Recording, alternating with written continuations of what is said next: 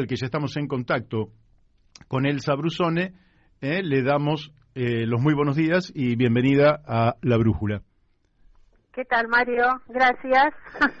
Bueno, Elsa, para nosotros siempre es un placer charlar con vos, que presidís el CEMIDA, el Centro de Militares Democráticos, que se constituyó allá por la década del 80, en los primeros días de la democracia, ¿verdad?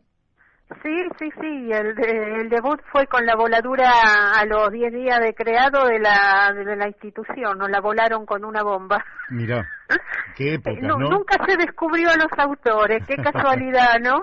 ¿Cómo habrá sido la investigación? Exactamente. Claro, habría que ver si los que nosotros ya sabemos de parte de quién vino, ¿viste? Pero bueno, pero no hubo investigación ni nada, ¿no? Quedó en la nada. Qué bárbaro. Bueno, pero fue una institución que por lo menos generó un nuevo vínculo, o intentó generar un nuevo vínculo con los militares que estaban absolutamente desprestigiados y todos vinculados a actitudes autoritarias y antidemocráticas, y de pronto la sociedad pudo saber que no, que había muchos militares con compromiso democrático, y eso le hizo mucho bien, yo creo, que tanto a los militares como a la democracia argentina, así que... No, sí, pero además, como el lema fue verdad, justicia y memoria, más allá de la defensa de la democracia, ¿no? Claro. Y de los intereses del pueblo, y el hecho de haber participado ellos como peritos en los juicios que hubo después, cuando se cayeron las leyes de obediencia debida, punto final, y el indulto, ¿no? Durante el gobierno de Néstor Kirchner, que permitió el juzgamiento, que hoy continúa con retrocesos y avances, pero continúa, digamos, creo que ha sido un buen aporte en el sentido de marchar para llegar en un momento de tener un ejército que sea nacional y popular, ¿no? Que esté ligado a lo que es su pueblo y que esté ligado a la defensa de su pueblo. Y de su patria, que fue en última instancia, digamos, la aspiración mayor. Y bueno, bien. Muy rico todo. Yo estoy escribiendo sobre el CEMIDA la historia, así que creo que va a ser, mi plan es sacarlo el año que viene, y creo que vamos a develar muchos misterios y muchas cosas que no se saben. Ah, mirá qué lindo, qué interesante, pero no lo digas demasiado, que no... No, te voy avisando que muchas cosas que no se saben. Hay muchas andanzas por muchos lados que no se saben tampoco. Excelente. Así que bueno. Dejás ahí una zona de misterio que realmente hace atractivo e interesante. Sí, porque además hubo vinculaciones con integrantes, digamos, de otras partes, ¿no? De lo que es nuestra América Patria Grande. Claro. Y aunque te voy a adelantar un dato, uno de ellos, con los cuales hubo mucho contacto, fue justamente con el que fue el maestro del presidente Hugo Chávez Frías. Ah, mira. A través de los MIDELAC, la Organización de Militares para la Democracia de América Latina y el Caribe. Así que hay muchas andanzas de todo tipo por todos lados. Bien. Bueno, son las cosas de la historia que no se conocen, pero que hacen a la historia. Pero que la vamos a hacer conocer, así es. Bien. Bueno, hoy en particular te invitaba a que charlemos un poco, que nos explicaras. Por un lado, vos hiciste una nota que es requiem definitivo para las cumbres de las Américas. La pregunta que me hago. La pregunta, si realmente estamos... Pero a mí me encantaría que, sobre la base del escrito que vos hiciste, para nuestros oyentes, algunos que son jóvenes, por otra parte, y entonces no pueden tener en la memoria cuál fue el origen de estas cumbres de las Américas, que nos expliques un poco el origen de esto, porque antes hubo, a lo largo de la historia, reuniones panamericanas, etcétera, pero en particular, ¿de qué se trata la Cumbre de las Américas? Bueno, la Cumbre de las Américas nace con el Consenso de Washington en el año 1989, a partir de la caída del muro de Berlín y a partir del comienzo de la disolución de lo que era entonces la Unión Soviética. Entonces es como cuando aparece, digamos, como el gran ganador Estados Unidos y sus aliados, es decir, ya no hay freno para el capitalismo, digamos, ya parece desnudo, ¿no? Porque se había disfrazado frente a lo que era la Unión Soviética, estaba disfrazado con una máscara y un ropaje que nosotros definimos como el estado de bienestar, y cuando ya se producen estos eventos, se sacan las máscaras, se saca en el ropaje, aparece totalmente desnudo, tal como es, adiós el estado de bienestar, tanto en Europa como en Estados Unidos, como en diversos países donde se había implementado esta política. Entonces, incluida la Argentina. Exactamente. Entonces es lo que lo que surge. Entonces, ¿qué es lo que ven Estados Unidos y los países más ricos del mundo, el G7 y los organismos financieros internacionales, los organismos? Bueno, ahora vamos a rediseñar de nuevo la arquitectura económica mundial. ¿Para qué? Y para poder apoderarnos de las riquezas y los recursos naturales de los países del planeta. En este plan de apropiación, o sea, en este plan colonial e imperial, nosotros, a quienes ellos nos llaman el hemisferio occidental, ¿qué es lo que determinaron? Bueno, vamos a conformar las famosas llamadas Cumbres de las Américas, que son encuentros de mandatarios de la región, donde se van a fijar y se fijan las estrategias políticas, sociales, culturales, científicas, tecnológicas, laborales, económicas, educativas, sanitarias, energéticas, ambientales, de recursos naturales, derechos humanos, de comunicaciones, transportes y militares. ¿Qué te parece? Diseña toda la política de un país y se pierde la soberanía. Diseña toda la política de soberanía de un país, con lo cual perdés absolutamente la soberanía. Entonces, para esto, no es casualidad que la primera cumbre se haya realizado en Miami, en Estados Unidos, del 9 al 11 de diciembre de 1994.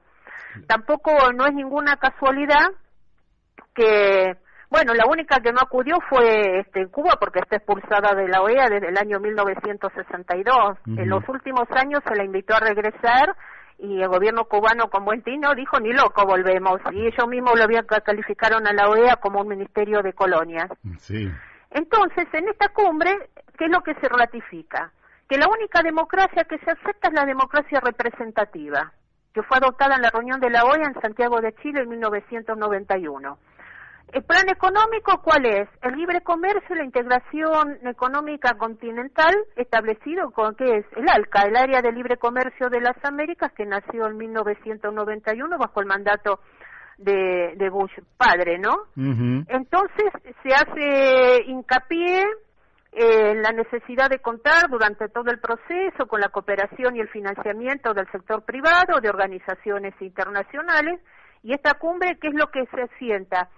Sienta las bases para el nacimiento del nuevo sistema interamericano de defensa, donde se rediseña toda la política de defensa de todo lo que es nuestra América Patria Grande, y que va a ser puesto en práctica a partir de la primera reunión de ministros de la Defensa de las Américas realizada en Williamsburg, Estados Unidos, en julio de 1995, y ahí iniciamos un largo camino con 9 cumbres. La última fue la de ahora, la de junio de este año, y donde Pero antes de meternos en la última, te hago un par de preguntas. Me detengo un poquito en fin de siglo XX, década de 1990, que es donde vos estabas situando el origen de un mundo o de una etapa en el mundo donde la unipolaridad y la hegemonía de los Estados Unidos se había impuesto como pocas veces se había visto en la historia al destruirse efectivamente la Unión Soviética. Entonces, ahora, resulta que, pero también empieza a haber señales. Yo planteo dos. Una es que el 1 de enero de 1994, si mal no recuerdo, irrumpe en México el Ejército Zapatista de Liberación Nacional. Es decir, que ya había una piedra en el zapato del imperio, por lo menos, ¿no? Eso era lo que iba a comentar. Fue la primer piedra. Porque el movimiento zapatista se opone a todo, digamos, a todo este imperialismo y colonialismo, a todo este sistema unipolar, a todo esto que se está organizando, y de alguna manera el movimiento zapatista es el que lanza la voz de alerta, es el que nos da de advertencia, ¿no? Claro. Es decir, nos da y nos dice qué es lo que está pasando, porque no nos olvidemos que el ALCA viene desde el 1991. Los primeros que lo ven, que aciertan a verlo y aciertan a comprender a dónde apunta todo esto, es justamente el movimiento zapatista. Al movimiento zapatista, antes de que terminara el siglo, ¿quién se suma? Se suma el presidente Chávez. Así es. Donde él, en el año 2001, no firma ninguno de los compromisos que tratan de establecerse en la tercera reunión de Quebec, que es en abril del 2001, ¿no? Venezuela fue la única voz discordante, fue esa. Y eso va a ser acompañado después, en el 2005, en la cumbre de Mar del Plata, tanto por Néstor Kirchner como con Lula, como estaba Tabaré Vázquez, Evo Morales, que todavía no era presidente, ¿no? Pero es acompañado, digamos, por mandatarios y por las organizaciones sociales y todo, en la cuarta cumbre, que es en Mar del Plata en el 2005, donde se le dice que no, definitivamente, de nuevo al ALCA, donde de alguna manera el ALCA se detiene, pero en el año 2009 Obama intenta reflotarlo y ponerlo en esa cumbre, en la cumbre del año 2009, y ahí fracasa de nuevo, porque por más que lo disfrazaron con otros nombres y con otros espejitos de colores, no logró imponerlo. Claro. Entonces, no es que no haya resistencia, es decir, hay resistencia, pero a nivel, digamos, de las cumbres, la primera resistencia la hace el presidente Chávez, y después la serie de presidentes que lo acompañan. Entonces es como que se firman declaraciones y se firman un montón digamos, de compromisos y de cosas que no logran instalarse de ninguna manera. De hecho, lo sacó digamos, las declaraciones firmadas después de la cumbre de Mar del Plata en el 2005, salen las declaraciones cuando todos los presidentes se han retirado.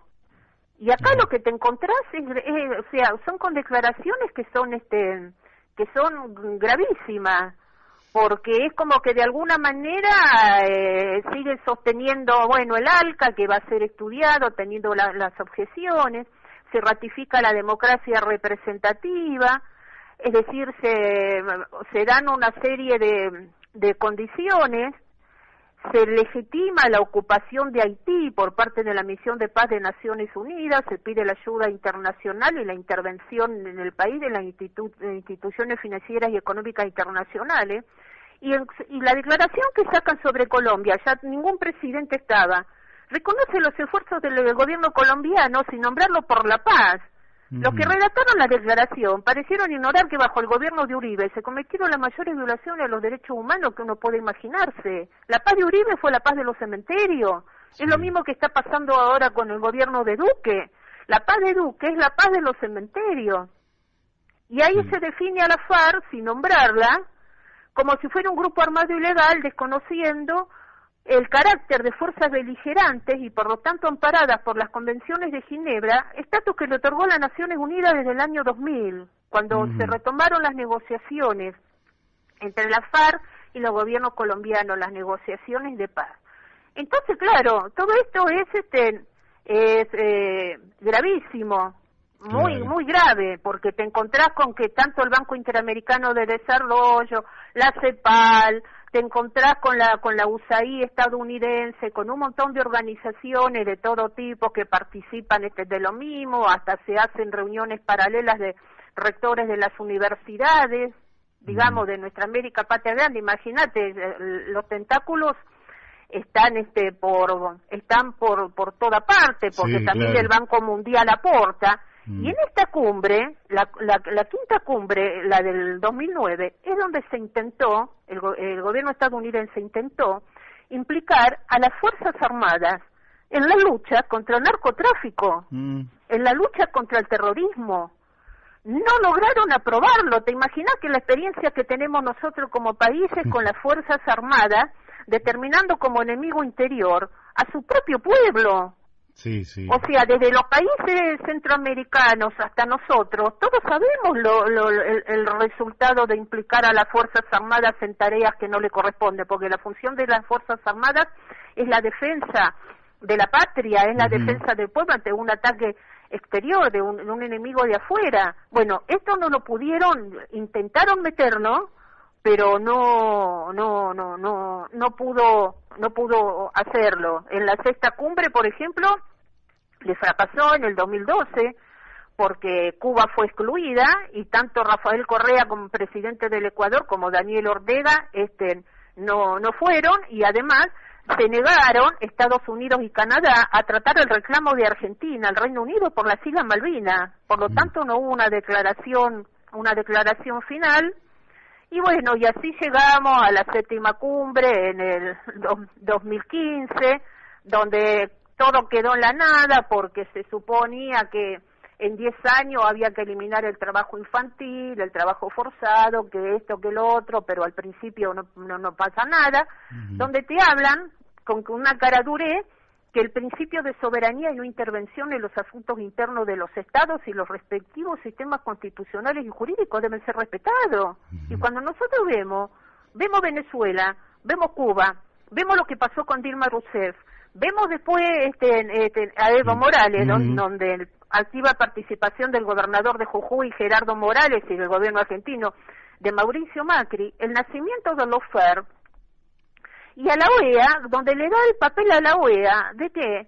De brindar asesoramiento y asistencias electorales cuando correspondieran, que fue el grave error del presidente Evo Morales, aceptar que esta organización, o sea, te controle las elecciones. Y la última cumbre, la octava, antes de llegar a la novena, la verdad es que no sabes si reírte o llorar, porque es contra la corrupción, fundamentalmente estatal, el lavado de activos y la recuperación de los mismos.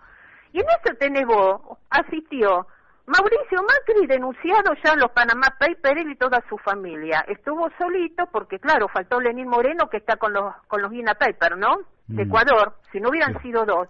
Y los otros que participaron, muchos de ellos están ligados a diversos delitos de narcotráfico, de todo lo que a vos se te ocurra.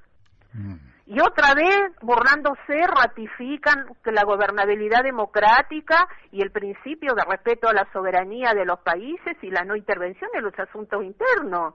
Sí. Y seguir viendo lo que pasó en Venezuela, lo que pasó en Bolivia, lo que pasa en Nicaragua con esta cumbre, que Nicaragua no aprobó esa declaración ni tampoco ningún documento posterior surgido de la cumbre porque no participó en las negociaciones de lo mismo, estuvo ausente. Y llegamos a esta novena cumbre donde los grandes ausentes fueron Nicaragua, Cuba y Venezuela, excluidos por el gobierno estadounidense porque son gobiernos represivos y violadores de los derechos humanos, pero donde la verdad es que la mayoría de los mandatarios no asistieron, fueron delegaciones a través de Cancillería algunos, en otros no estuvo, y donde aquí en la voz de Alberto Fernández como presidente pro tempore de la CELAC se le dio la tarea de denunciar la exclusión de las naciones hermanas y lo que estaba pasando, ¿no? Claro. Y que la verdad es que esta pasó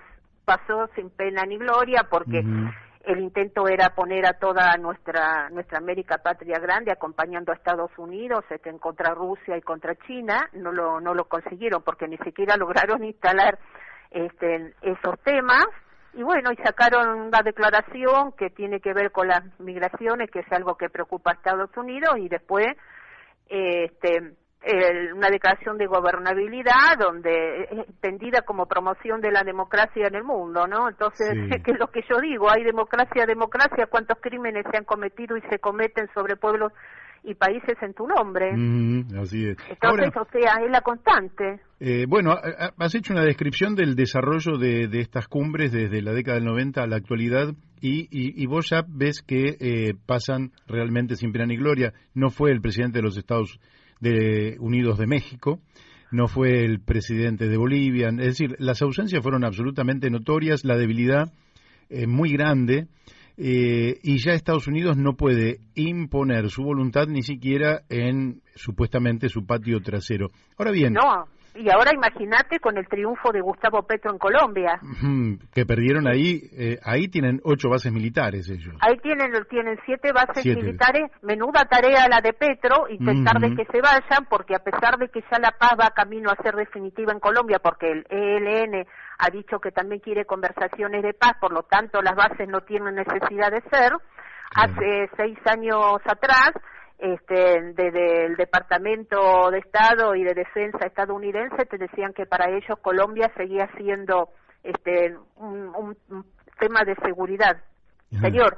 Le cae en la base, le cae en brasas calientes, con el apoyo del pueblo puede dar vuelta a la situación y también, bueno, yo ya les expliqué, mandé para allá, para todo, cómo hacer para dejar de ser un gran aliado extra-OTAN, porque vos podés dejar de serlo.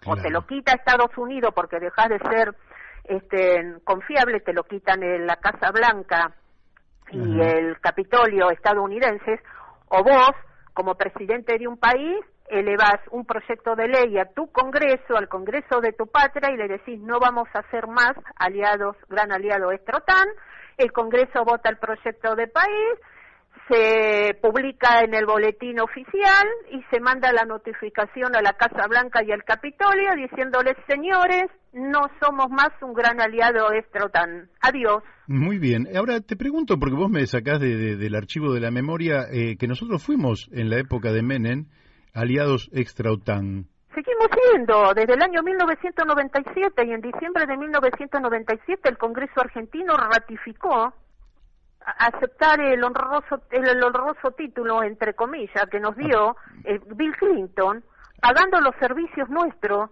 en el contrabando de armas a Croacia, porque nos pagó los servicios y pagando los servicios donde participamos en el bloqueo a Irak en la famosa tormenta del desierto en el año 1991. Y en función de gran aliado extra-OTAN, nosotros participamos en la destrucción de Yugoslavia, mandamos contingentes a Eslovenia y mandamos contingentes a Kosovo, siguen estando en Kosovo.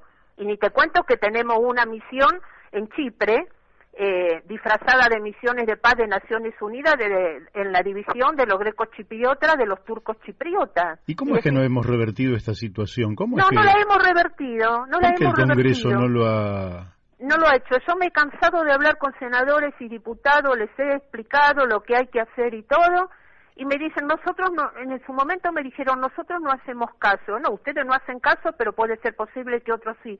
Casi fuimos a África, a intervenir en África. Bueno. ¿Sabe qué nos salvó de ir a África? Que asumió Trump la presidencia, porque en los acuerdos firmados entre Macri y Obama, estábamos destinados que en febrero del 2017, mandábamos un contingente a África, acompañando a Estados Unidos en las aventuras imperiales que tiene en África. Íbamos a hacer la guerra. ¡Qué locura! Y nos salvamos porque asumió Trump y todo quedó en la nada. Bueno, somos eso, porque a vos te determina. ¿No viste que ahora lo que decía Duque, que van a mandar un contingente de colombianos a Ucrania a pelear contra Rusia al lado de los nazifascistas ucranianos? Fue la declaración que hizo hace una semana atrás. Bueno, por suerte eso no va a ocurrir. Por suerte no va a ocurrir con Petro. 7 de agosto ya vamos a tener nuevo presidente. Esperemos que eso no ocurra, pero te digo, o sea, ellos te dan armamento que siempre es recauchutado, vas a hacer ejercicios con la OTAN, vas a las escuelas de la OTAN, vas a aprender defensa, estrategia, claro, de la de ellos, no la nuestra. Eso sí, a cambio, cuando ellos te soplan, te dicen, pitan, vení para acá, vos tenés que mandar tus militares a intervenir en las guerras de ellos. Claro, pero ellos tienen una guerra contra nosotros y tienen tomada Malvinas y una parte importante del mar argentino. Exactamente, pero... Es paradójico que Argentina no rompa ese pacto con la OTAN. Exactamente. Yo creí que no lo habían... Por eso cuando a vos te dicen, pero Argentina no figura en la página de la OTAN. No figura en la página de la OTAN, porque esto no es un arreglo de la OTAN. Esto es un arreglo específico entre el gobierno estadounidense y el gobierno que ellos consideran amigo. Por eso el título te lo da el gobierno estadounidense junto con el Congreso de Estados Unidos, que son los únicos que te lo pueden sacar o vos renunciás a ello. Bueno, yo estoy esperando todavía la renuncia a eso. Estoy esperando la renuncia a la OEA, al TIAR, a la Junta Interamericana de Defensa. Estoy esperando la renuncia al sistema Interamericano de Defensa, estoy esperando todo eso, sigo esperando el renacimiento de UNASUR, del Consejo Sudamericano de Defensa, que la CELAC se haga más fuerte, que el ALBA se haga más fuerte, sigo esperando y sigo soñando con ese día, pero tenemos que irnos. Sí, claro. Hay que romper definitivamente. Los instrumentos de dominación definitivamente. Y bueno, y hay que ponerse de pie y avanzar, porque otra no te queda. Y eso sí, una vez que consigamos la victoria, hay que luchar para preservarla, porque el otro día leí una frase del ayatolá Khomeini. El ayatolá decía: preservar la victoria es más difícil que alcanzarla. Entonces, si difícil es alcanzar, con más fuerza, con más garra, con más decisión, tenemos que preservar la victoria. Muy bien. Elsa, te agradezco muchísimo la amabilidad que tuviste de participar aquí en La Brújula, y dentro de no mucho tiempo, y en cuanto veamos que escribís algo, te estamos volviendo a molestar. ¿Cómo no, Mario? Un gusto. Un gusto. Un abrazo. Un fuerte abrazo. Chao. Gracias. Chao. Bueno, hemos hablado con Elsa Bruzón.